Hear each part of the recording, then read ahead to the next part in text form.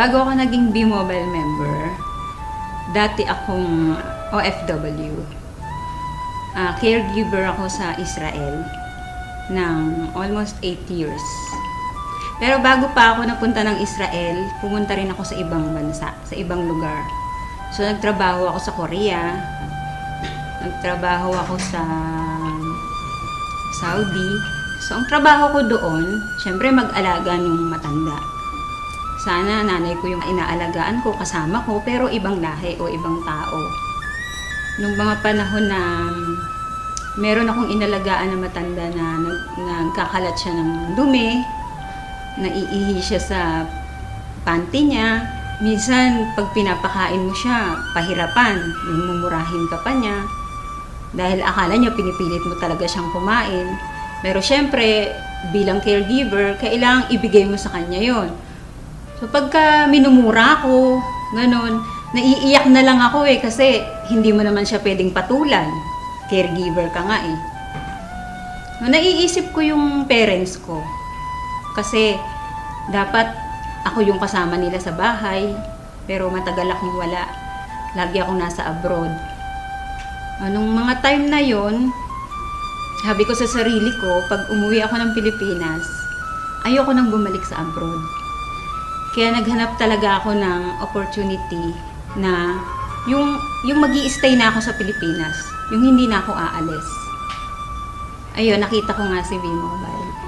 Nung nag-grab ko to, nakita ko yung opportunity. Ang laki nung pinagbago sa buhay ko. Pinangako ko kasi sa sarili ko nga na ayoko na mag-abroad. Yung gusto ko makasama ko na yung family ko rito. Kasi syempre tumatanda na yung parents ko.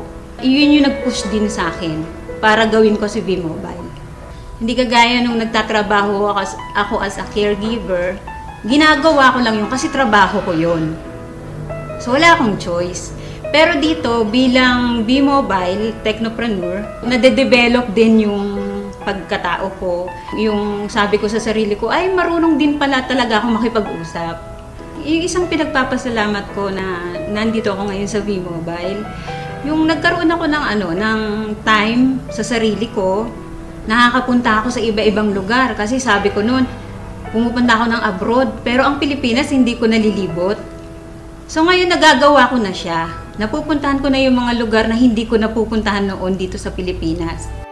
Sa mga OFW, huwag silang matakot na umuwi ng Pilipinas. Kasi noon nalulumo ako sa tuwing sasabihin nila sa akin na, di bali nang mamatay dito sa abroad. Kahit may gera, ayaw namin umuwi kasi nandiyan kami sa Pilipinas.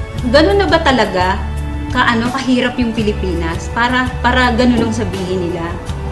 Tapos yung kahit na malayo sila sa mga anak nila, sa pamilya nila, basta ang mindset nila, ang nasa isip nila, sa abroad lang nila mararanasan na magkaroon ng pera, na maibigay sa pamilya yung pangarap na gusto nila.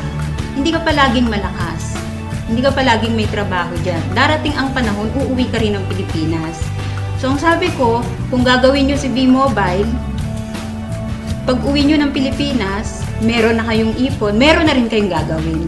Sabi ng kuya ko sa akin, nung niyayaya ko siya, sabi niya sa akin, wag mo na nga akong isali sa ganyang kalokohan. Sabi niya. Sabi ko, hindi naman kalokohan si B-Mobile, kasi negosyo nga yan eh. Pinapakita ko nga sa'yo na dito, maliit lang yung capital, tapos may malaking potential income, sabi ko sa kanya. So sabi niya sa akin, baka mamaya magpasali ka dyan ng mga tao, yun pala, scam yan. Sabi niya, di madadamay pa kami niyan. Pati ko niyayaya mo, madadamay din ako, sabi niya. So, syempre na-hurt ako kasi hindi ibang tao yung nagsabi sa akin eh. Kumbaga kapatid ko siya eh. Anong time na yon, sabi ko sa kanya, sabi ko sa sarili ko, hindi ako titigil sa B-Mobile. Hindi ako titigil hanggat hindi ka naniniwala sa akin, hanggat hindi ka sumasali sa akin, at hanggat di ko napapatunayan sa'yo na totoo si B-Mobile. So good news, kasali na siya sa B-Mobile. Huwag kang titigil kung ano yung naumpisahan mo. Kasi gusto mo bang bumalik uli sa abroad? Gusto mo ba uling magtrabaho sa abroad? Bumalik sa dati. Yung lagi kong tinatandaan. Kasi nga, di ba sabi ko sa'yo, natatakot ako na bumalik uli sa abroad.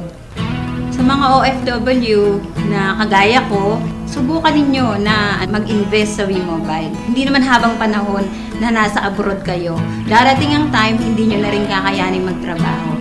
Sana lang, huwag pagiging OFW ang ipamana ninyo sa anak ninyo. Ang ipamana nyo sa kanila yung makapag-aral sila at pagkatapos nun, magnegosyo sila. So ito na yung chance ninyo. I-grab nyo na to kasi bihira yung opportunity na ganito. Na hindi lahat ng company na nasasalihan ninyo ay kagaya ng WeMobile.